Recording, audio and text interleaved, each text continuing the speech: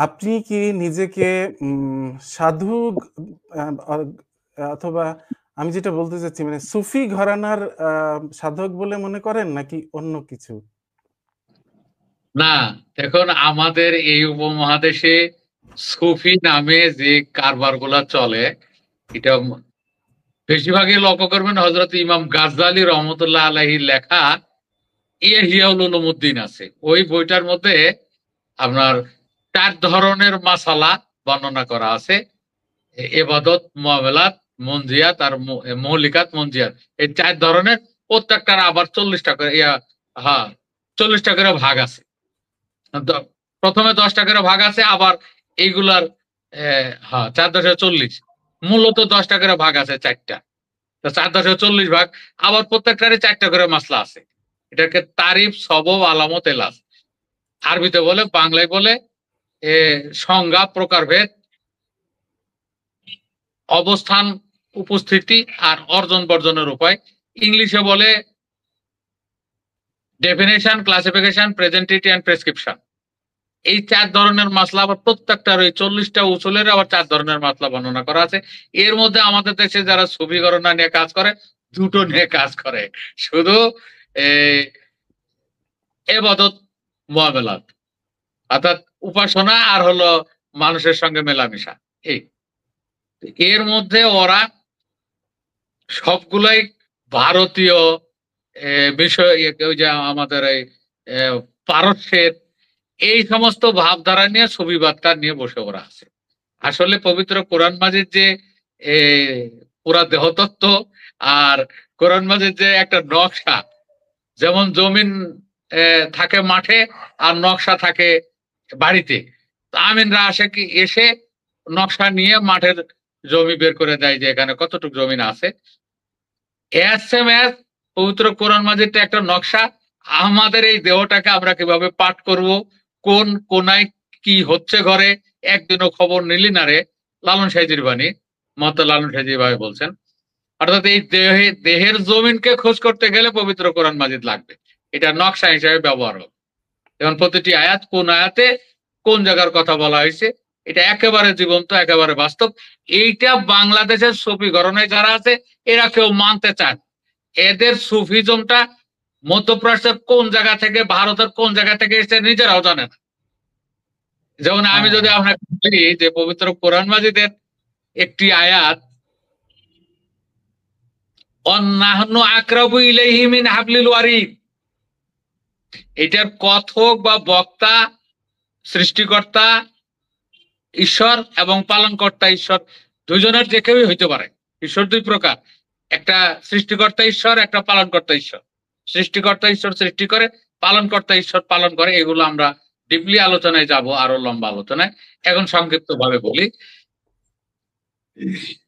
তাহলে কোন ঈশ্বর বলছে যে আমরা তোমাদের এই যে ঘাড় বা কি বলবো গর্দান এর মোটা শিরার আরো কাছে থাকেন? এটা কোন ধরনের ঈশ্বর? সৃষ্টিকর্তা ঈশ্বর না পালনকর্তা ঈশ্বর? তাকে ধরবো কিভাবে, জানবো কিভাবে, চিনবো কিভাবে, আটকাবো কিভাবে? তাকে তো আমি দেখতে চাই, তাকে তো আমি পেতে চাই, তা তো দিদার লাভ করতে চাই। লোকেশন যদি না জানি খুঁজে তো পাবো না। এই জায়গায় যেহেতু একটা ডেফিনেট লোকেশন দিয়ে দিছে, এইটা সৃষ্টিকর্তা ঈশ্বর বলতে গেলে আমরা কয়েক প্রকার ঈশ্বর আছে, পরবর্তীতে ঈশ্বর সম্পর্কে আমরা আরো বিস্তারিত আলোচনা করব। এখন আমরা বলবো যে আমাদের দেহে শুক্রাণু, সে সৃষ্টিকর্তা ঈশ্বর রূপে শুক্রাণু এই ডায়লগটা দিতেছে যে আমরা তোমার মোটা শিরারও আরো কাছে থাকি। তাহলে মোটা শিরার কাছে যদি থাকে, শুক্রাণু মৈথুনে গিয়ে বা ইন্টারক্রস ট্রায়ালে গিয়ে, সেক্সুয়াল ইন্টারক্রস ট্রায়ালে বা প্র্যাকটিসে গিয়ে শুক্রাণুকে কিভাবে রক্ষা করব, এইটার প্রশিক্ষণ দেওয়া আছে এই আয়াতে। এইটা হলো আমরা যদি আমাদের এই যে এই হাতটাকে এইভাবে আঙ্গুল দিয়ে ধরি, এই হাতটাকে এইভাবে ধরি, তাহলে শুক্রাণু অবশ্যই রক্ষা হবে। এটার অনেকগুলো প্রমাণ আছে, আমরা এই মুহূর্তে দিতে পারবো না। আমি বললাম যে আমাদের দেশে যারা সুফিজম করে, সুফিবাদ করে, তারা তো এইরকম প্র্যাকটিক্যাল বিষয়টা জনগণের সম্মুখে আনতে পারবে না। কোরআন মাজিদের এই আয়াত থেকে শুক্র নিয়ন্ত্রণের কমপ্লিট কোর্স আমরা দিতে পারবো। এটা হলো মরমীবাদ, এটা হলো মিস্টিসিজম। আর ওরা যে সফিজম করে সেটা পবিত্র কোরআন মাজিদের সাথে আদৌ মিল নেই এবং উপকারিতা নেই, যার কারণে আমাদের আচ্ছা, এটাকে সফিজম বলা যাবে না। তাহলে কি নামে ডাকবো আপনাকে, ধরেন আপনার এই ধারাটাকে? আমরা বলি যে আত্মদর্শন বা জীবন দর্শন। আচ্ছা, আচ্ছা। আত্মদর্শন কিংবা জীবন দর্শন। এখন অনেকে বলেন যে আপনারা আসলে ইসলামকে বিকৃত করছেন। আবার অনেকেই বলে যে আপনারাই সত্যিকারের ইসলামকে ধরে রেখেছেন। এখন আপনি নিজেকে কোন জায়গায় দেখবেন? আচ্ছা, খুব জটিল প্রশ্ন। দেখেন, যারা বিপদে আছে, যারা বিপথে বিপথে আছে, কুপথে আছে, তারা নিজেরা বলে যে আমরা সুপথে আছে। যেমন পাগল নিজেও জানে না যে আমি পাগল। পাগল কিন্তু অন্য মানুষকেই পাগল ভাবে। পাগল কখনোই নিজেকে আইডেন্টিফাই করতে পারে না যে আমি পাগল। তদ্রূপ আমাদের দেশের মানে অধিকাংশ মোল্লা মুন্সি, এরা কেউ মাদ্রাসার বারান্দা ঘুরে, কেউ দাওরা পাস করছে কবি থেকে, আর কেউ আলিয়া মাদ্রাসার বারান্দা ঘুরে টাইটেল পাস করছে। আসলে এগুলা বিদ্যার ভিতরে পড়েই না। আলিয়া মাদ্রাসার থেকে পাস করার যারা, তারা আলিয়ার বিদায় অনুষ্ঠানে, আমার মনে পড়ে, আপনার মনে আছে কিনা দেখেন, আমাদের এই যে রুহুল আমিন সাহেব পলাতক, এই 5ই আগস্টের পরে আওয়ামী লীগের সাথে পালিয়ে গেল বাইতুল মোকাররমের খতিব রুহুল আমিন। এই রুহুল আমিন সাহেবের আগে বাইতুল মোকাররমের খতিব ছিলেন আমার সরাসরি প্রিন্সিপাল। ঢাকা আলিয়ায় যখন আমরা লাস্ট বর্ষে বিদায়ী ছাত্র কামিল লাস্ট বর্ষের, তখন প্রিন্সিপাল ছিলেন এই না, প্রিন্সিপাল ছিলেন সালাউদ্দিন স্যার। এই এই সালাউদ্দিন স্যার বিদায়ের অনুষ্ঠানে আমাদেরকে বলছেন যে দেখেন, আপনারা যারা টাইটেল পাস করবেন বা কামিল পাস করে চলে যাবেন, কেউ হাদিস নিয়ে, কেউ তাফসির নিয়ে, কেউ ফিকা নিয়ে, গিয়ে আপনারা মনে করবেন না যে আলিয়ায় আমরা 7 বছর 8 বছর আপনাদেরকে, ঢাকালিয়ার কথা বলছি যেহেতু এখানে আলিম ফাজিল কামিল নিচের দিকে নাই, হ্যাঁ, সেহেতু এই কয় বছর 7-8 বছর আপনাদেরকে লেখাপড়া শিখিয়ে লেখাপড়া শিখিয়েছে, আর আপনারা অনেক জ্ঞান অর্জন করছেন। আসলে বিষয়টা এরকম না। এই 7-8 বছরে আলিয়া থেকে কোনো জ্ঞান আপনাদেরকে দিতে পারি নাই। এখন পাশ করে গিয়ে সবাই যার যার জ্ঞান অর্জন করবেন, কর্মজীবনে গিয়ে ফাঁকে ফাঁকে জীবনে চলার প্রয়োজনীয় জ্ঞানটুকু অর্জন করবেন। আমরা এই 7 বছরে আপনাদের শুধু বই খোলা এবং বই বন্ধ করা এতটুকু শিখাতে পেরেছি। এটা ছিল সালাউদ্দিন স্যারের বক্তব্য 2000 সালে যেবার আমরা কামিল শেষ করে বের হই, দেখছেন। আর কেউ যদি আলিয়ার থেকে তাফসির হাদিস ফেকা পাশ করে মাথায় পাগড়ি ফেটা শেরওয়ালি বেঁধে কেউ যদি জোকারের মতো, এই সার্কাসের যে জোকার, এরা যেমন বিভিন্ন তালি দেওয়া পোশাক টোশাক পরে, ঠিক আমাদের দেশের যারা ওয়াইজিন এরা এক ধরনের জোকার। যেমন বসছে তালি দেওয়া পোশাক নিয়ে, একদিকে টুপি আরেকদিকে এই কি হাজি রুমাল শেরওয়ালি, এক একজনে এক এক ভঙ্গিমা, কারো টুপি চোখা, কারো টুপি মানে শক্ত, কারো টুপি নরম। এই যে তারা সার্কাস বাজিটা করতেছে, এরা মনে করে যে আমরা অনেকে এরকম চলে গেছি। এরকম আলেমের সংখ্যাই তো বেশি। মানে আপনি সব এই ধরনের সব আলেমকেই বলছেন এরকম জোকার? বলছি যে এই মরমীবাদ অনুসারে মানুষকে আইডেন্টিফাই করার 6টা আশ্রয় আছে। প্রথম আশ্রয়টা মন্ত্রাশ্রয়। এই মন্ত্রাশ্রয় থেকে যত জঙ্গি, যত উগ্রবাদী সব তৈরি হয়। এদের মূল মন্ত্র হলো যার যার ধর্মগ্রন্থে কি লেখা আছে।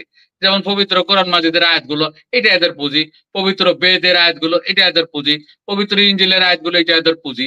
এই আয়াতগুলোর ভিতরে ওরা থাকে, এগুলো দিয়ে ঝাড়ফুঁক করে, এগুলো দিয়ে ওরা তাবিজ তোমরা লেখে, এগুলোই প্রচার করে, এগুলোই ওয়াজ করে, এগুলি সবকিছু তাদের।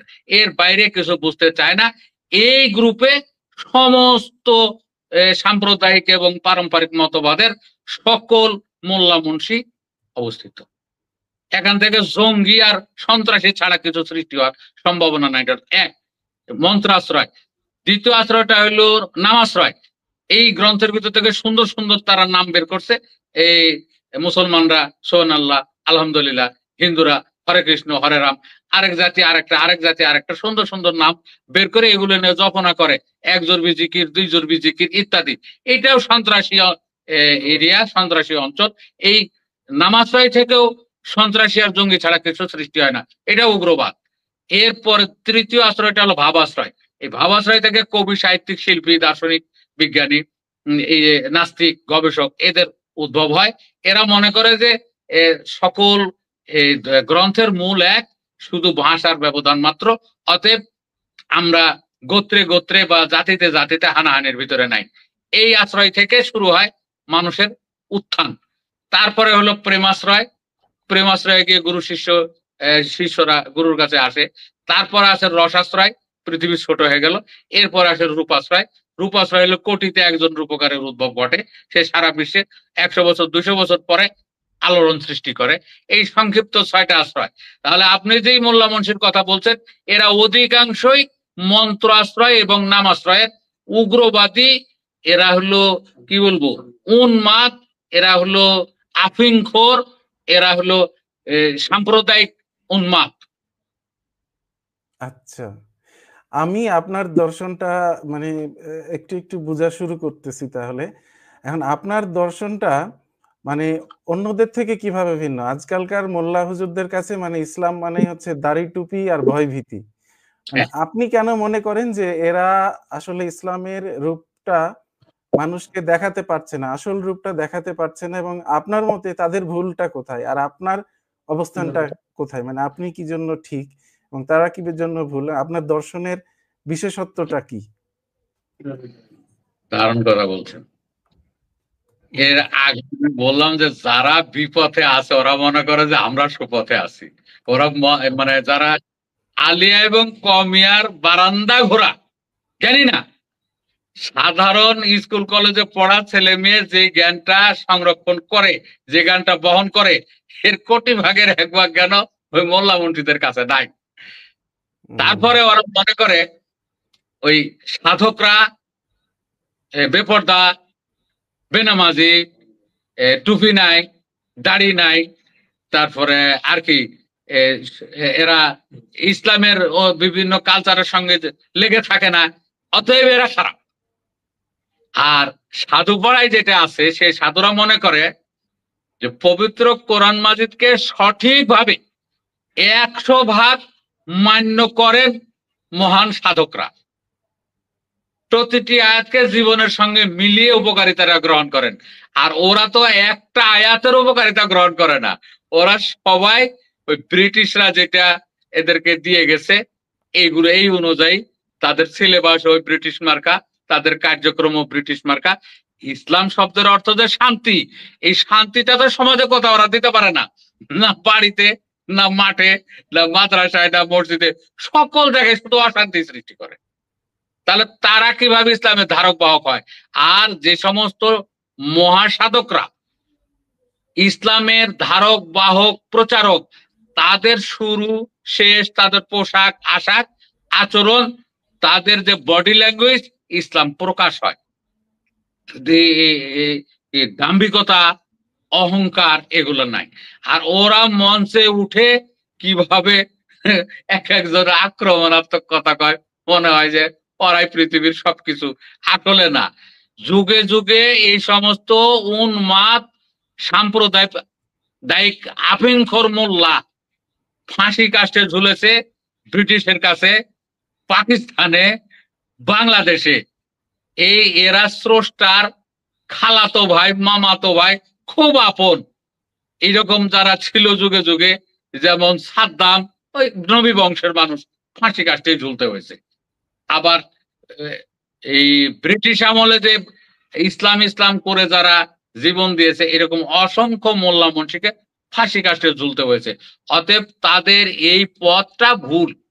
তারা পবিত্র কোরআন মাজিদের 100 ভাগ উল্টো বানানো, মন গড়া তাফসির, হাদিস, তন্ত্র মন্ত্র নিয়ে বর্তমানে আছে। আর সাধুরা যেখানে 100 ভাগ পবিত্র কোরআন মাজিদ অনুযায়ী জীবন যাপন করে, এদেরকে ওরা টিটকারি করে, বেনামাজি বলে। আর সাধুরা মনে করে যে আমরা হইলাম পবিত্র কোরআন মাজিদের ফলাতি, আর ওরা হইল ব্রিটিশদের আবিষ্কৃত নামাজি। নামাজের যে কাঠামোটা আমাদের এই উপমহাদেশে চলে, এটা তো সরাসরি এই একটা ট্রায়াল, একটা গোপন ট্রায়াল, আমি মুখে বললাম না, এটা সালাতের ট্রায়াল। সালাদটা কিভাবে করব, সালাদ শব্দের বাংলা অর্থ আমরা করছি তাপন, ফিটিং। আর ওরা এখন পর্যন্ত সালাদ শব্দের অর্থ করছে নামাজ।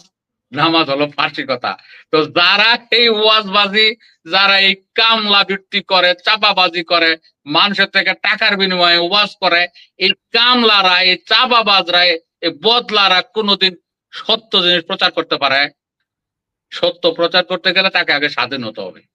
ওরা তো স্বাধীন না, এরা তো সবাই অহংকারী।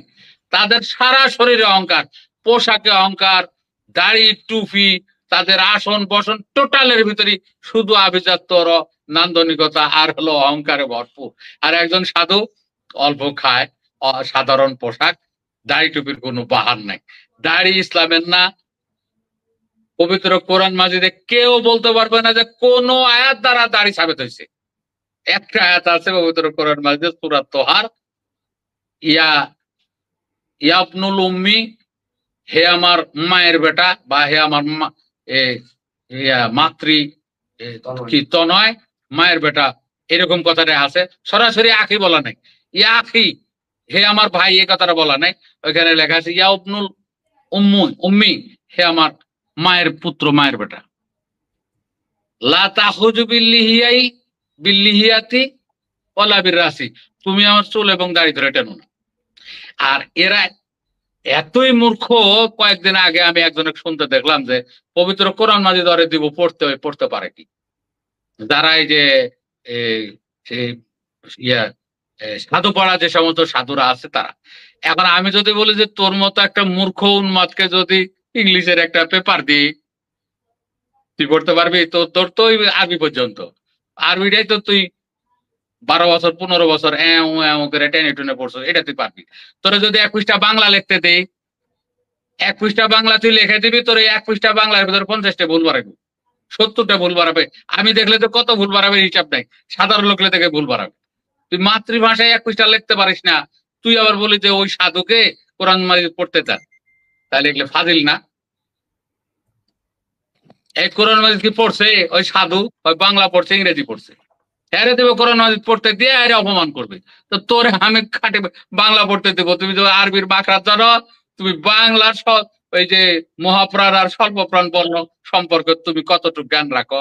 তোমার ইংরেজি পড়তে দিব, কয়টা বানান তুমি সঠিক উচ্চারণ করে পড়তে পারো? পারবো না তো, লিখতেও পারবো না একটা পৃষ্ঠা। অথচ এরা ওই সাধুদেরকে কিভাবে টিটকারি করব, কিভাবে বেনামাজি বলবো, বেপরদার বলবো, এগুলো নিয়ে আছে। অতএব আমরা মনে করি যে একমাত্র এই যারা আত্মতাত্ত্বিক মরমী, এরা সঠিক পথে আছে। পবিত্র কোরআন মাজিদের সকল আয়াতের কমপ্লিট বাস্তবতা প্রত্যেকটা মানুষকে দিতে পারে, সংসারে শান্তি আনতে পারে, সর্বত্র ইসলামের যে শান্তি, ইসলাম অর্থ যে শান্তি, এই শান্তিটা প্রতিষ্ঠা করতে পারে। এছাড়া ওরা যে উগ্রতা দেখায়, এই যে বর্তমানে যে মপটা করে এই মাজার গুলো ভাঙলো, আশ্রম গুলো ভাঙলো, এই আশ্রম ভাঙাটা ওরা কোথায় পাইছে? পবিত্র কোরআন মাজিদের কোথাও আছে যে তোরা এই আশ্রম ভাঙতে পারবি? বরং পবিত্র কোরআন মাজিদে আছে লাকুম দিনুকুম ওয়ালিয়া দিন, তোমার মতবাদ তোমার কাছে, আমার মতবাদ আমার কাছে, মতবাদ নিয়ে বাড়াবাড়ি করবা না। আর আরেকটা মজার বিষয় হইলো, এই সাম্প্রদায়িক উগ্রবাদী জঙ্গি বক্তা, বাংলাদেশের সব বক্তাই জঙ্গি, একটা বক্তা কিন্তু এই সাধু না, সবগুলো জঙ্গি, সবগুলো উগ্রবাদী। এই জঙ্গি বক্তারা ফিজিক্যাল একটা টার্ম হলো ধর্ম। ধর্ম হলো অ্যাট্রিবিউট, ইংলিশে বলে অ্যাট্রিবিউট, আরবিতে বলে এইটাকে তবিয়ত, স্বভাব। এইটাকে ওরা, ওদের যে ইসলামী মতবাদ, ওদের যে হিন্দু মতবাদ, এই মতবাদ হলো ডগমা, ডকট্রিন, ইজম, আরবিতে এটাকে বলে দিন। এইটাকে আমাদের উপমহাদেশে বোঝাচ্ছে ধর্ম। মানে মতবাদকে বলছে ধর্ম, আর ধর্ম সম্পর্কে ন্যূনতম জ্ঞানও তাদের নেই। ধর্ম হলো পদার্থের বৈশিষ্ট্যকে ধর্ম বলে, যেমন চুম্বকের ধর্ম আকর্ষণ করা, আগুনের ধর্ম পোড়ানো, বাতাসের ধর্ম উড়ানো, চোখের ধর্ম দর্শন করা, কানের ধর্ম শ্রবণ করা, এগুলো চিরাচরিত। এগুলো হলো কি সার্বজনীন, চিরন্তন। ধর্মের কোনো পরিবর্তন, সংযোজন, বিয়োজন মানুষ করতে পারে না। আর মতবাদ হলো আপেক্ষিক, থিওরি, ডগমা, ডকট্রিন। এই মতবাদ মানুষ সৃষ্টি করে, ধ্বংস করে, এটা আপেক্ষিক। ইসলামী মতবাদ, হিন্দু মতবাদ, বৌদ্ধ মতবাদ, মতবাদকে ধর্ম বলা যাবে না। ওরাই এই নরম জায়গায় হিট করে 300-400 বছর ধরে মতবাদকে ধর্ম নামে এই উপমহাদেশে চালাচ্ছে। এইটা বাঙালির সবচেয়ে বেশি ব্যর্থতা। ধর্মকে ধর্ম বলে না, আর মতবাদকে মতবাদ বলে না, আর ইতিহাসকে ইতিহাস বলে না। ইতিহাস আর মতবাদের কাহিনী এগুলো এক না। ইতিহাস হলো সঠিক, আর মতবাদের কাহিনী হলো পৌরাণিক কাহিনী, এগুলো রূপকথা। রূপকথাকে ইতিহাস যেমন বলা যাবে না, তেমনি মতবাদকে ধর্ম বলা যাবে না, এগুলোর খিচুড়ি। এই মতবাদকে ধর্ম বলে সাধারণ মানুষকে উস্কানি দেয়, সুড়সুড়ি দেয়, এই যে মবে নিয়ে যায়। তা আপনি যে কথাটা বলছিলেন যে আসলে আপনার এই দর্শনটা কেন তারা গ্রহণ করবে, তাদের দর্শন আর আমাদের দর্শনের ভিতরে পার্থক্যটা কি? পার্থক্য হলো আমরা পবিত্র কোরআন মাজিদ অনুযায়ী 100 ভাগ জীবনযাপন করার চেষ্টা করি। এখানে বাড়তি কোনো হাদিস বা তাফসিরের প্রশ্রয় আমরা সাধুরা নেই না। আর ওরা অমুক তাফসিরে এইটা আছে, অমুক তাফসিরে এইটা আছে, অমুক হাদিসে এইটা আছে, অমুক হাদিসে আছে, এগুলো নিয়ে থাকে। So far difference between that two doctrine বা টু ফিলোসফি, তাদের দর্শনের মধ্যে আর আমাদের দর্শনের মধ্যে আকাশ পাতাল ব্যবধান। আমরা কখনো কোরআন মাজিদের বাইরে কোনো কিছু চর্চা করার চেষ্টা করি না। আচ্ছা গুরুজি, হ্যাঁ বুঝতে পারছি কিছু কিছু। যেহেতু যদি আপনি ধর্মকে এই অর্থেই প্রকাশ করেন যেটা অ্যাট্রিবিউট কিংবা বৈশিষ্ট্য, তাহলে তো আসলে একাধিক ধর্ম থাকার কোনো সুযোগ নাই। যেহেতু মানুষের বৈশিষ্ট্য এক, মানুষের ধর্মও তাহলে এক হওয়ার কথা। এখানে তো অসংখ্য ধর্ম ছড়িয়ে ছিটিয়ে আছে গোটা পৃথিবী জুড়ে। তো সেগুলোকে যদি ধর্ম বলি তাহলে তো আর মানব ধর্ম, মানুষের যে ধর্ম সেটা তো আর এক থাকে না, অসংখ্য ভাগাভাগি হয়ে যায়। কিন্তু মানুষ হিসেবে মানুষের বৈশিষ্ট্য তো এক, সব মানুষের। সুতরাং মানুষের ধর্ম এক হওয়ার কথা ছিল। তো সেটা না হয়ে হয়ে গেছে শত শত এবং হাজার হাজার ধর্ম। পৃথিবীতে যতদূর সম্ভব 4000 ধর্ম আছে। তো আপনি খুব সুন্দরভাবে এক্সপ্লেন করলেন। আশা করি আর কারো বুঝতে বাকি নেই যে ওই বর্তমানে যেসব হুজুর আছে, বক্তা আছে, তাদের সাথে আপনাদের পার্থক্য কি। আপনি খুব স্পষ্টভাবে জোরালো গলায় বললেন। তাদেরকে সবগুলোকেই ম্যাক্সিমাম জঙ্গি বললেন, পথভ্রষ্ট, এবং তারা হচ্ছে যে শুধুমাত্র ধর্মটা যে তারা যেভাবে ব্যবহার করছে, এখান থেকে তাদের আউটকাম শুধুমাত্র ওই মারামারি, ফাটাফাটি, এর মধ্যেই সীমাবদ্ধ তারা থাকবে। তাদের মধ্যে আধ্যাত্মিক সাধন হয় না। এখন আপনার কথা যেটা বুঝলাম, আপনি মনে হয় আমি আপনাকে মানে এটা আমার বিশেষ আকর্ষণ আপনার প্রতি এ কারণে যে আপনি যে মতবাদ প্রচার করছেন সেখানে আসলে আমার মনে হয় না আপনি সামনে শুধু মুসলিমদেরকে নিয়েই আপনি আপনার বক্তব্য দিতে পারবেন, তাদের আধ্যাত্মিক উন্নতির কথা বলতে পারবেন। আপনি যে কোনো ধর্মের মানুষকেই মানে আধ্যাত্মিক সাধনার পথে নিয়ে আসতে পারবেন, আধ্যাত্মিক উন্নতির কথা বলতে পারবেন। আপনার সামনে যদি 5 জন হিন্দু, 5 জন মুসলিম, 5 জন বৌদ্ধ, খ্রিস্টান যে কেউ বসে আপনার কথা শুনতে পারবে। এইটাই হচ্ছে আমার মূল আকর্ষণ আপনার এই সাধনার প্রতি, এবং আমি খুবই সাধুবাদ জানাই। এখন আমরা যেহেতু আজকের অনুষ্ঠানটা মানে এটা তো সীমাবদ্ধতা আছে, আজকেই সব আলোচনা আমরা করে শেষ করতে পারবো না। বিশাল একটা জগৎ আপনার এই সাধনার মধ্যে, এবং আপনি দীর্ঘ সময় ধরে এই সাধনার সাথে মিলেমিশে আছেন। তো সবকিছু এই অনুষ্ঠানে হয়তো করা যাবে না। আমরা পরের প্রশ্নে চলে যাই। আরেকটা প্রশ্ন আমার মাথায় ঘুরপাক করছে, সেটা বলে ফেলি। সেটা হলো যে ধরেন মানে আপনাদের সাধু সমাজেই আমি যতদূর শুনেছি যে নবী কিংবা রাসূল কিংবা গোলাম মুস্তাফা এবং মোহাম্মদ, এই জিনিসগুলোকে আপনারা আলাদা জিনিস মনে করেন। আমি জিনিস বলছি, মানে আলাদা ব্যক্তি হতে পারে, আলাদা বস্তু, এরকম মনে করেন। এখন মুসলমানরা তো একে নিশ্চিতভাবেই কুফরি বলবে। তো আসলে ব্যাপারটা কি একটু বুঝিয়ে বলেন আপনার দর্শন অনুযায়ী?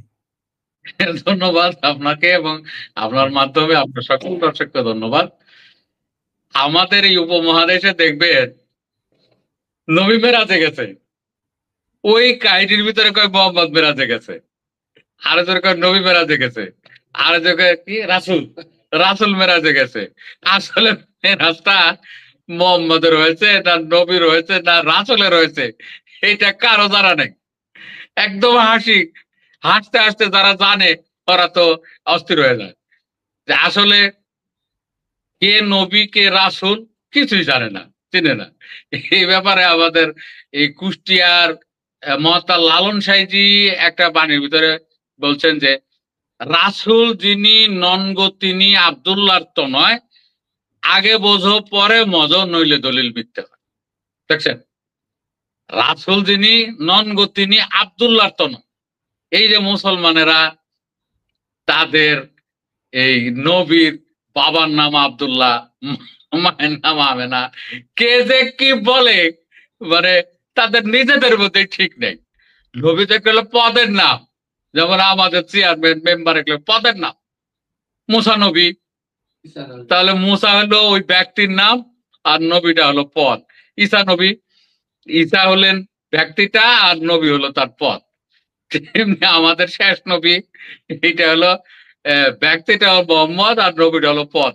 এই ব্যাপারে পবিত্র কোরআন মাজিদের সূরা আহজাবে একটা একটা আয়াতের মধ্যেই মোহাম্মদ, রাসূল আর নবীর তিনটা নাম আছে একটা আয়াতের মধ্যেই। ওই আয়াতটা এইরকম, মাকানা মুহাম্মাদুন আবা আহাদিম মির রিজালিকুম ওয়ালাকিন রাসূলুল্লাহি ওয়া খাতামান নাবিয়্যিন।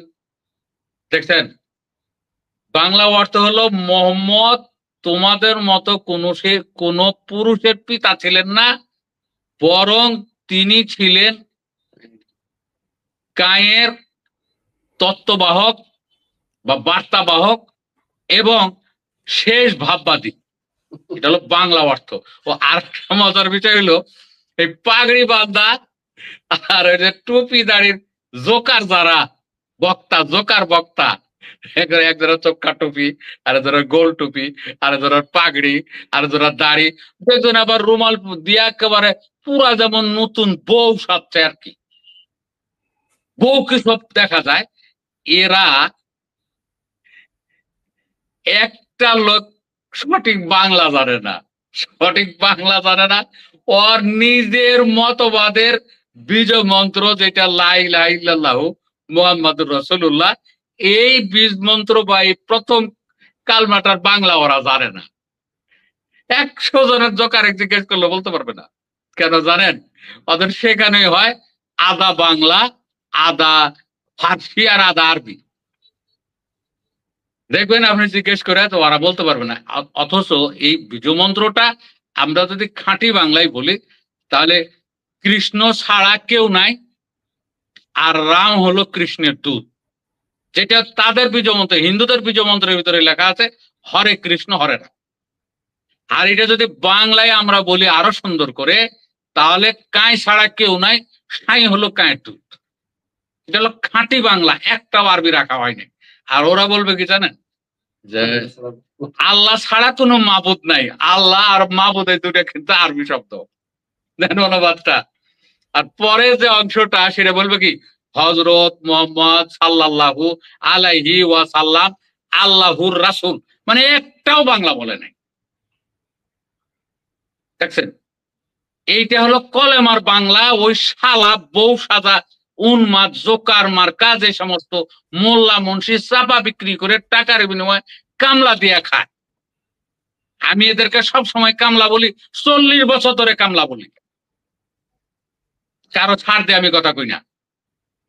তোমরা যেই মাদ্রাসা থেকে ডিগ্রি নিয়ে আসছো, যে সার্টিফিকেট তোমরা বহন করো, আমি ওই মাদ্রাসা থেকে ওই ডিগ্রি নিয়ে ওই সার্টিফিকেট আমি বহন করি।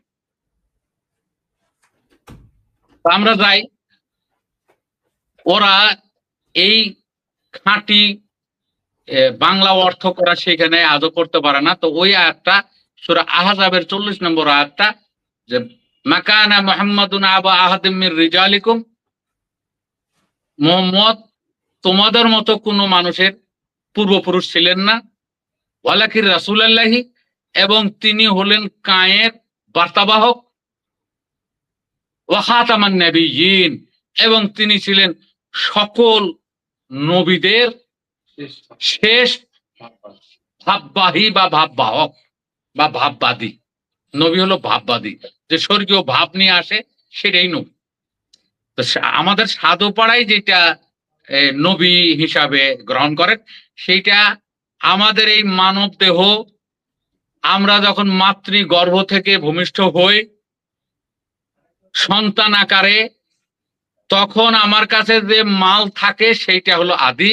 এরপরে যে আমার দেহের ভিতরে উদ্গত হয় যে সমস্ত বিষয় আসায়, সেইগুলো হলো ঐশী সংবাদ বাহক, ঐশী সংবাদ বাহক বা ঐশী সাংবাদিক। এইটা হলো নবী, যারা মর্তধাম না স্বর্গধাম থেকে সংবাদ বহন করে নিয়ে আসে। যেমন দাঁত, সর্বপ্রথম সন্তানের দাঁত এসে বলল যে ও শক্ত খাবার খাওয়া আরম্ভ করেছে, ওকে এখন বিস্কুটের টুকরা, আপেলের টুকরা দেওয়া যায়। এই যে দাঁত সংবাদ এনে দিল, এই জন্য দাঁত হলো টুথ ইজ এ ডিভাইনাল মেসেঞ্জার বা ডিভাইন মেসেঞ্জার। দাঁত হলো একটা স্বর্গীয় বার্তা বাহক। এরপরে পুরুষের দাড়ি, দাড়ি এসে পুরুষ দেহে লাস্ট মেসেজ দিয়ে দিল, সেও খাতামান নবী পুরুষ দেহের জন্য। সে বলল যে তোমাকে কৈশোরকাল থেকে বহিষ্কার করে, তোমার কৈশোরকালকে হত্যা করে তোমাকে যৌবনে উন্নীত করা হলো, তোমাকে যুবকে উন্নীত করা হলো। এখন যদি তুমি কোন ত্রুটি বিচ্যুতি করো, তোমার সাজা একেবারে প্রাপ্ত বয়স্ক মানুষের আইনে হবে, যুবক আইনে তোমার বিচার হবে, কিশোর আইনে আর হবে না, যে একটা সাধারণ ধমক দিয়ে তোমাকে আর ছেড়ে দেওয়া হবে না। দাঁড়িয়ে এসে লাস্ট মেসেজটা দিয়ে দিল যে তুমি কিন্তু এখন আর কিশোর নেই, তুমি যুবক। এস একটা কন্যা সন্তানের দেহে যখন প্রথমে দাঁত এলো, সেই দাঁত হলো একটা স্বর্গীয় দূত, স্বর্গীয় বার্তাবাহক, ভাববাহক নবী। এরপরে তাদের কন্যা সন্তানের স্তন এসে আরেকটা মেসেজ দিল, তুমি কিন্তু বয়স সন্ধিকালে এসে গেছ, এখন কিন্তু মামার কোলে আর নানার কোলে লাভ দিয়ে উঠো না, তোমার কিন্তু এখন নিজকে নিজে সামলানোর দায়িত্ব তোমার নিজের, তুমি আমাদের চোখের বাইরে যাও না, একা একা কিন্তু আর বাইরে যেতে পারবে না। এই নিউজ গুলো দাদিতে মা ভাবি দিতে থাকে।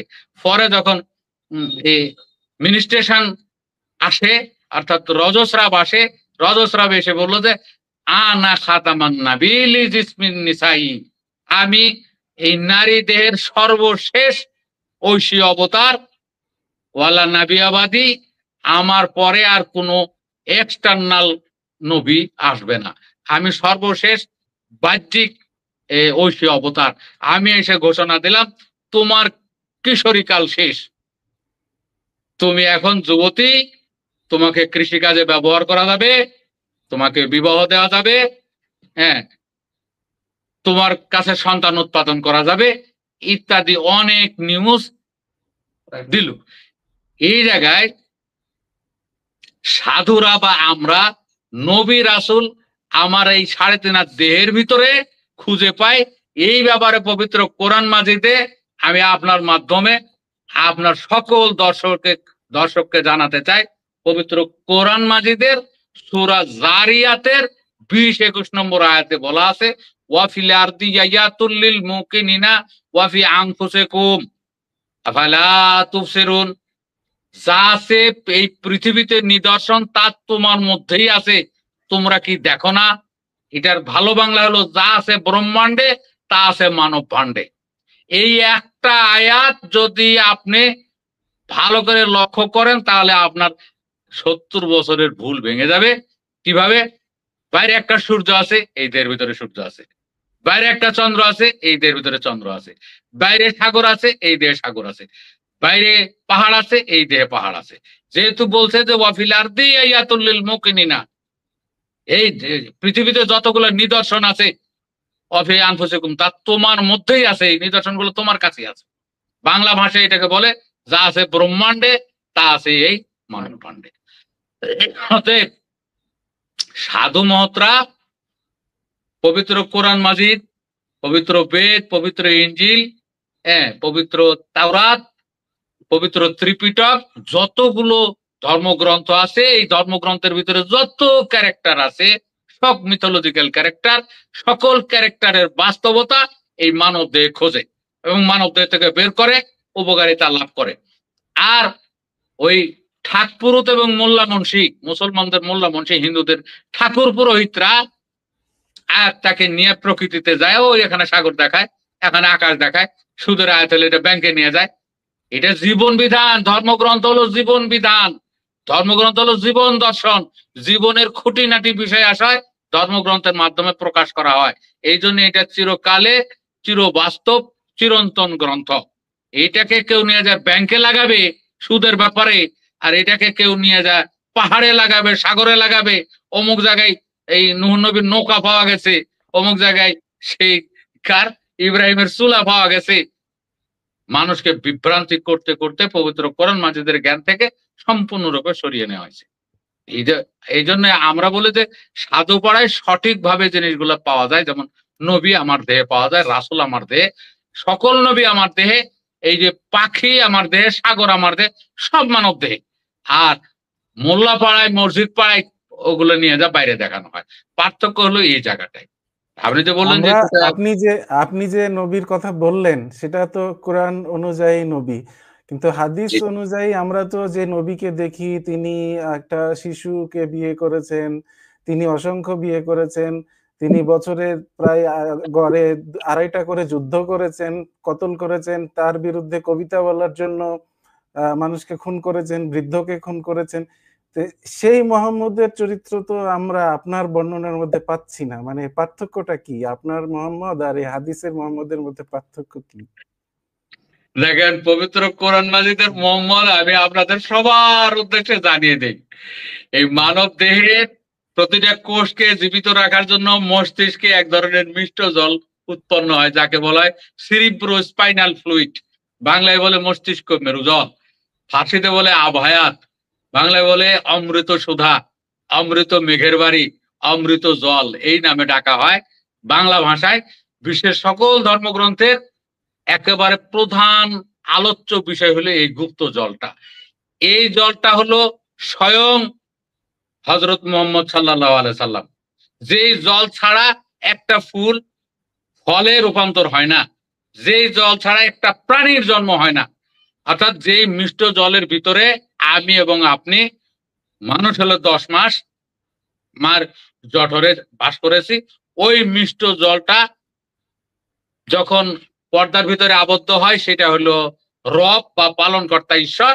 আর পর্দার বাইরে যখন থাকে তখন থাকে মোহাম্মদ, তখন থাকে উপাস্য, তখন থাকে আবহায়াত বা নেকটার, এলিক্সার রূপে তখন থাকে। সেইটা হলো পবিত্র জল, সেটা মানব দেহে বিদ্যমান। মানব পবিত্র কোরআন মাজিদে একাধিক জায়গায় বর্ণনা আছে, এত সময় আমি পাবো না। হ্যাঁ, আর হাদিসে এটা হলো মোহাম্মদ, এটা হলো প্রকৃত মোহাম্মদ, বাস্তব মোহাম্মদ। এই জন্য যিনি মোহাম্মদ তিনি রাম। রাম শব্দের অর্থ হলো রমণীয়, কমনীয়, সুন্দর, উত্তম, মঙ্গল, ভালো। আর মোহাম্মদ শব্দের অর্থ হলো প্রশংসিত, উত্তম, ভালো, প্রশংসনীয়, উপাস্য। অতএব যিনি রাম তিনি মোহাম্মদ। রামের বাড়ি এখানে যখন অযোধ্যায় দেখানো হয়েছে, যে যে জায়গায় যুদ্ধবিদ্যা নিষিদ্ধ, যুদ্ধ করতে গেলে নিশ্চিত মারা যায়, এটার নাম হলো অযোধ্যা।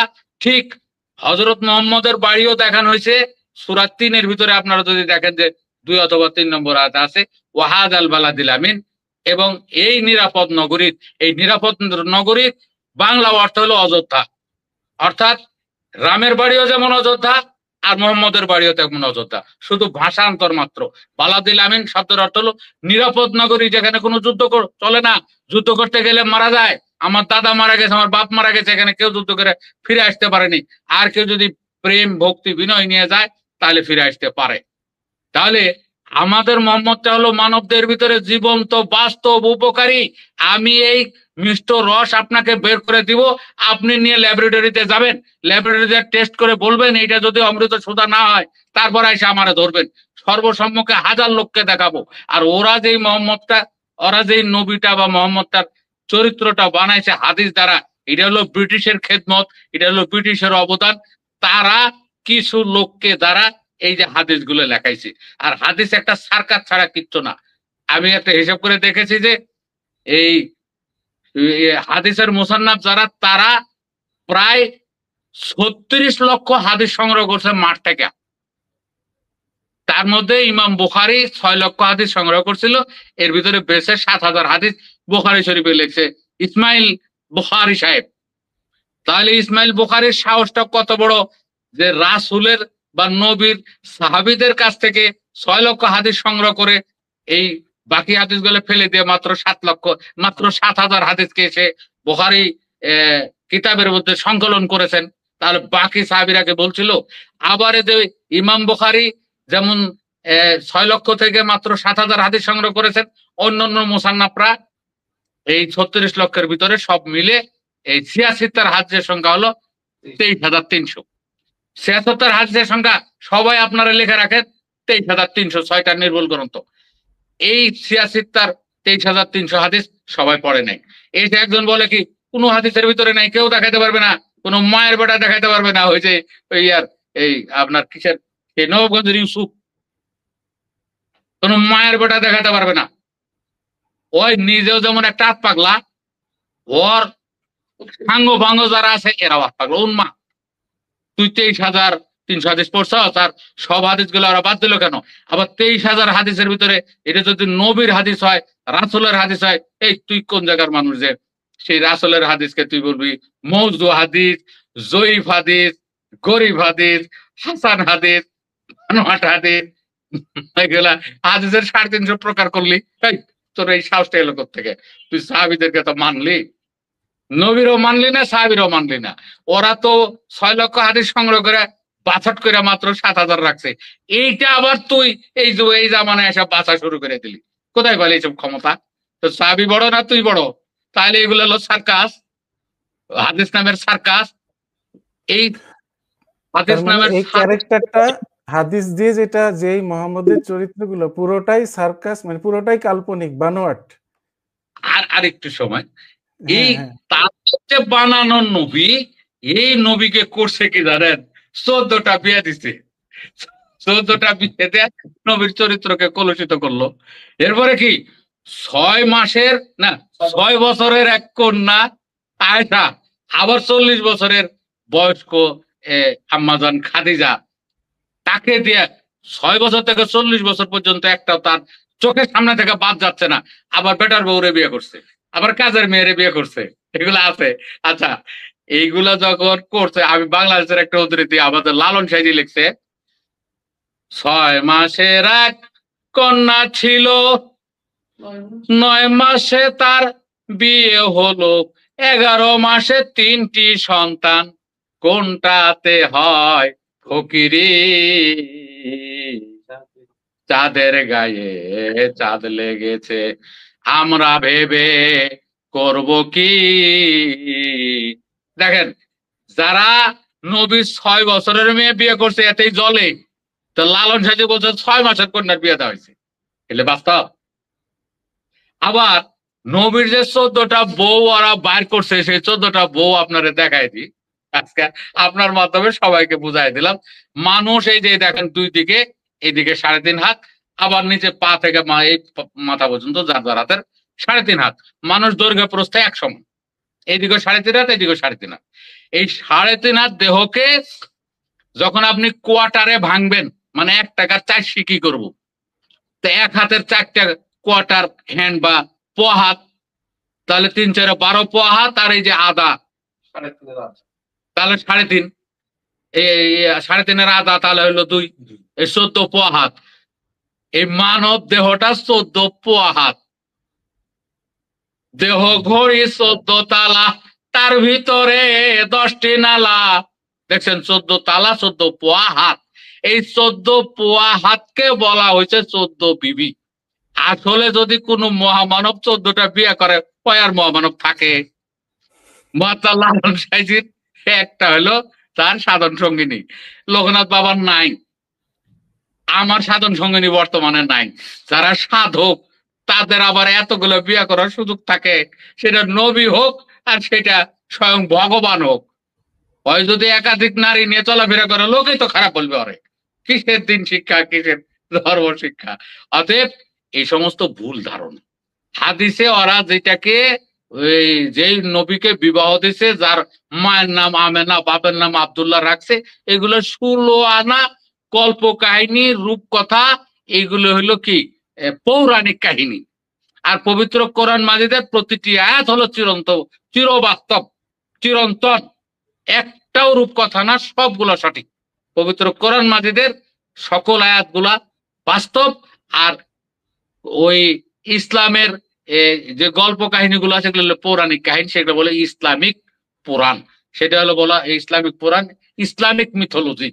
সেটা হজরত ঈসা হোক, হজরত মুসা হোক, আর তাদের হজরত মুহাম্মদ হোক, কাল্পনিক কবর, কাল্পনিক বিবাহ, কাল্পনিক সংসার, কাল্পনিক সাহাবি, কাল্পনিক খেলাফত, টোটালটাই রূপকথা, একটা বাস্তবতা পাবেন না। এই কারণে দুইটা দর্শনের ভিতরে যারা কোরআনের উপরে আছে এই দর্শন, আর যারা তাফসির হাদিস নিয়ে এই ব্রিটিশ দর্শনের সঙ্গে জড়িত, ব্রিটিশ দর্শনের দালাল যারা, তাদের মধ্যে আর এই সাধুদের মধ্যে so far difference between that two team. এই দুই দলের ভিতরে অনেক পার্থক্য। বুঝতে পারছি। আপনি খুব ভালো হলো আপনি লালন সাঁইজির গানও শোনালেন আমাদেরকে। একটু অন্য প্রসঙ্গে যাই, একটু লালন সাঁইজি সম্পর্কে জানার খুব আগ্রহ। আমার দর্শকরা অনেকে কমেন্টও করছেন এখানে লালন সাঁইজি সম্পর্কে। লালন সাঁইজি আসলে আপনার এই দর্শনে কতখানি গুরুত্বপূর্ণ, মানে কিভাবে আপনারা তাকে ধারণ করছেন? দেখুন, লালন সাঁইজির ভূমিকাটা একটু বলেন। মহাত্মা লালন সাঁইজি শুধু আমাদের বঙ্গদেশ না, বাংলাদেশ না, সারা ভারতবর্ষ না, সারা পৃথিবীর একটা সম্পদ। উনি এই বাস্তব দর্শনের এই উপমহাদেশের প্রথম প্রবক্তা, যে আপন ঘরের খবর নে না, অনাসে দেখতে পাবি কোনখানে সারবারাম খানা, আপন ঘরের খবর নে না। দেখছেন, ওই যেটা আরবিতে বলছে যে মান আরাফা নাফসাহু ফাকাদ আরাফা রাব্বা, যেটা ইংলিশে বলছে নো দাইসেলফ। তুমি নিজকে চেনো, নিজের ঘরের খবর নাও। এইটা লালন সাঁইজির কতগুলো নিবেদন। ও যারা আপন খবর আপনার হয় না, একবার আপনারে চিনতে পারলে যাবে অচেনারে চেনা। আপন খবর, আপন ঘরের খবর নে না, অনায়াসে দেখতে পাবি কোনখানে স্যার বারামখানা।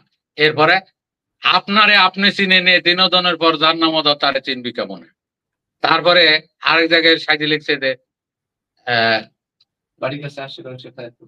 আমার বাড়ির কাছে আশিনগর, সেটাই এক পড়শি বসত করে, একদিনও না দেখলাম তারে। দেখছেন, অতএব লালন সাঁইজি নিজকে নিজে চেনানোর জন্য যতগুলো বাণী উনি নির্মাণ করেছেন, সেই বাণীগুলোই এই সাধুদের জীবন চলার পাথেও। লালন সাঁইজির একটা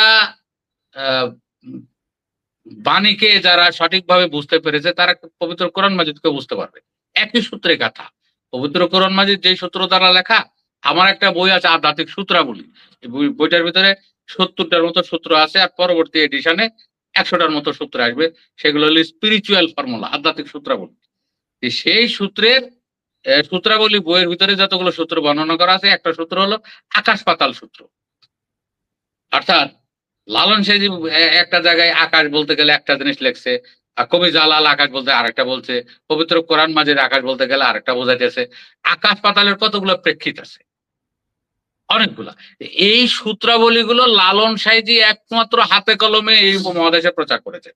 যেমন লালন সাঁইজির একটা সূত্রের উপরে সারা পৃথিবী চলে, সেটা হলো শূন্যক সূত্র।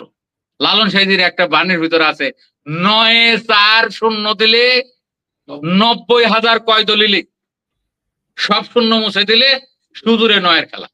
দেখছেন, অর্থাৎ আধ্যাত্মিক বিদ্যায় শূন্য মূলক সংখ্যার পরে দেওয়াও যায়, তোলাও যায়। এই সূত্রের প্রবক্তাকে মহাত্মা লালন সাঁইজি। এই সূত্রের উপরে মুসলমানরা দাঁড়িয়ে আছে। মুসলমানদের নবী রাসূলের সংখ্যা 1,24,000। এই সূত্র দ্বারা শূন্য সব ফেলাই দেব। হিন্দুদের 33 কোটি দেবতা, এই সূত্র দ্বারা সব শূন্য ফেলাই দিলে শুধু থাকে 33। আর 33টা হলো যে মানুষের মাথার এই খুলি বাদে মেরুদণ্ডের এক একটা খণ্ড, মানুষের 33টা খণ্ড, 33টা কশেরুক আছে। এই জন্য হিন্দুরা এই 33-এর পরে শূন্যগুলো বৃদ্ধি করে 33 কোটি দেবতা আজ পর্যন্ত প্রচার করে যাচ্ছে। তাহলে বোঝা গেল যে মহাত্মা লালন সাঁইজি এই উপমহাদেশের আধ্যাত্মিক সকল সূত্রের প্রবক্তা। ধরতে পারেনি ওই চুল আলা, সিমটা আলা, জট আলা, যাদের মুছে মুখ ঢেকে থাকে, এখন লালন মৌলবাদী যারা, এই লালন মৌলবাদী, লালন ভাববাদী, লালন উগ্রবাদী, এই শয়তানের অনুসারী একজনও মহাত্মা লালন সাঁইজিকে চিনতে পারে নাই, জানতে পারে নাই।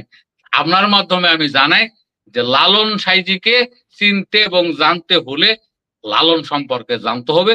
একেবারে ফান্ডামেন্টাল বা মৌলিক ভাবে লালন 4 প্রকার।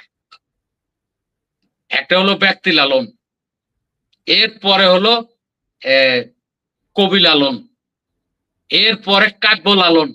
এই একটা লালন হবে, আর অন্য গান শুনবেন, শুধু লালন শুনবো। দেখেন, কাব্য লালন।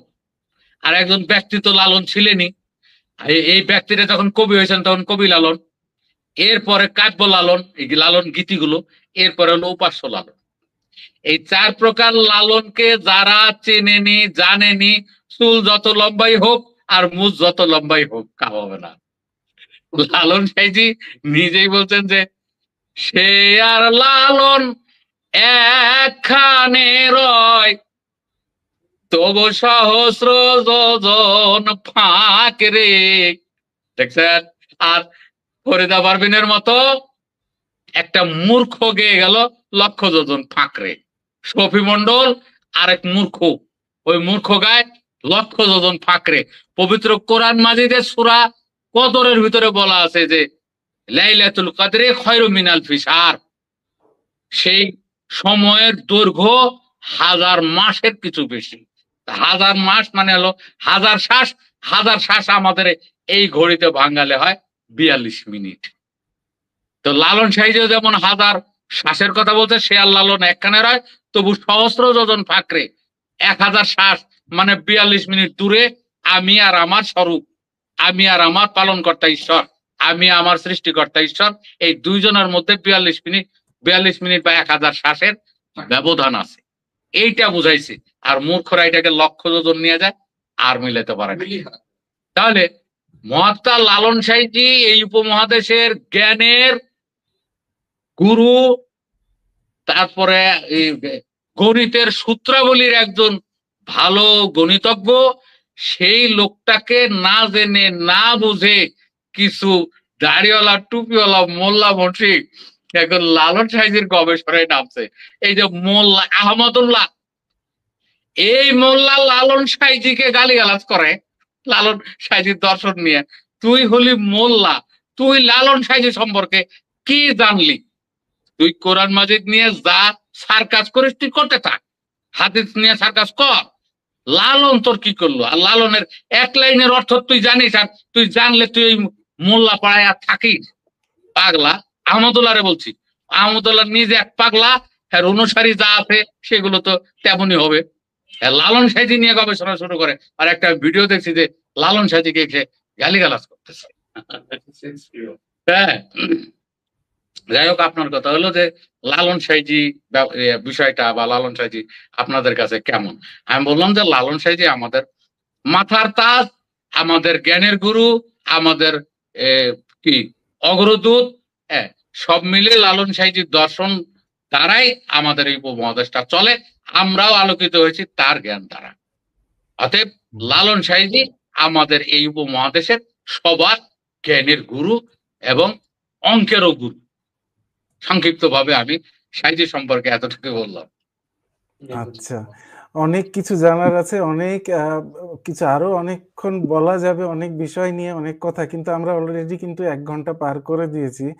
তা আপনার আমরা ধীরে ধীরে একটু শেষের দিকে যাই। এখন আপনার কাছে একটু জানতে চাবো যে এখন কি নিয়ে কাজ করছেন, আর আগামীতে কি কি পরিকল্পনা আছে, কি ধরনের পরিকল্পনা আছে আপনার এই সাধনা রিলেটেড জিনিসপত্র নিয়ে? অনেক ধন্যবাদ। আমরা এখন পবিত্র কোরআন মাজিদের খাঁটি বাংলা ব্যাখ্যা বা যেটাকে আরবিতে বলে তাফসির করা, অনুবাদ এবং ব্যাখ্যা সম্বলিত বই, এটা করার কাজ করতেছি। আর আরেকটা কাজ আমি করেছি, যাতে মানুষ এখন সহজে সবকিছু পায়। যেমন আমরা যে মোবাইলটা ব্যবহার করতেছি, এই মোবাইলের সেটিং এ ল্যাঙ্গুয়েজে গিয়ে যদি আমরা ল্যাঙ্গুয়েজকে চয়েস করে দেই, যেই ল্যাঙ্গুয়েজ চয়েস করে আমরা একটা ক্লিক দিব, একটা প্রেস করব, সঙ্গে সঙ্গে ওই ল্যাঙ্গুয়েজে কনভার্ট হবে। এস এম এস আমরা পৃথিবীতে প্রায় 4300 সাম্প্রদায়িক মতবাদ পাই। এদের সবারই ধর্মগ্রন্থ নাই। যেমন একটা ধর্মগ্রন্থের উপরে 8টা 10টা মতবাদ গড়ে উঠতে পারে। যেমন বেদের উপরে অনেকগুলো মতবাদ গড়ে উঠেছে, যেমন কোরআন মাজিদের উপরে অনেকগুলো মতবাদ গড়ে উঠেছে, ত্রিপিটকের উপরে কয়েকটা মতবাদ এই উপমহাদেশেই আছে। এগুলো আলাদা আলাদা সাম্প্রদায়িক মতবাদ। আমার আমার আলোচনার ভিতরে দেখবেন ধর্ম শব্দটা একেবারে নাই, যেহেতু সাম্প্রদায়িক মতবাদ আলোচনা করতেছি, এই জন্য ধর্ম শব্দটা আসবেই না। তো এই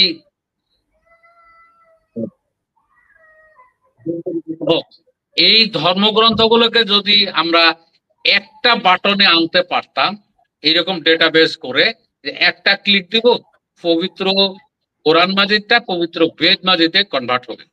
একজন হিন্দু কোরআন মাজিদ পড়তে চায়, সে বেদের মতো করে পড়বে। আরেকজন মুসলমান বেদ পড়তে চায়, সে কোরআন মাজিদের মতো করে পড়বে।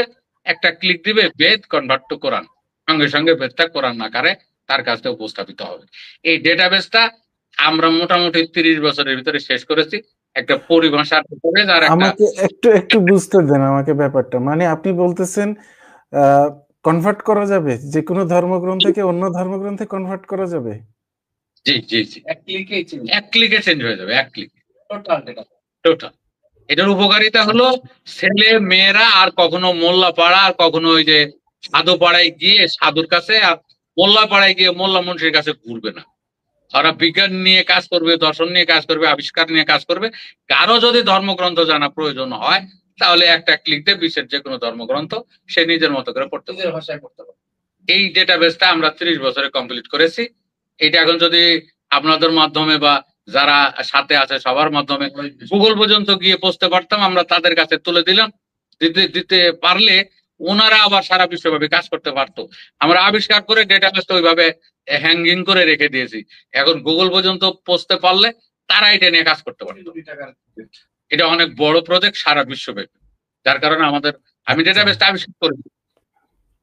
এই দুটো নিয়ে আমি কাজ করতেছি। আর মোটামুটি সারা পৃথিবীর ভিতরে সবচাইতে ভালো একটা পজিশনে আছে মিথোলজিক্যাল টার্ম গুলো, অর্থাৎ পৌরাণিক পরিভাষাগুলো।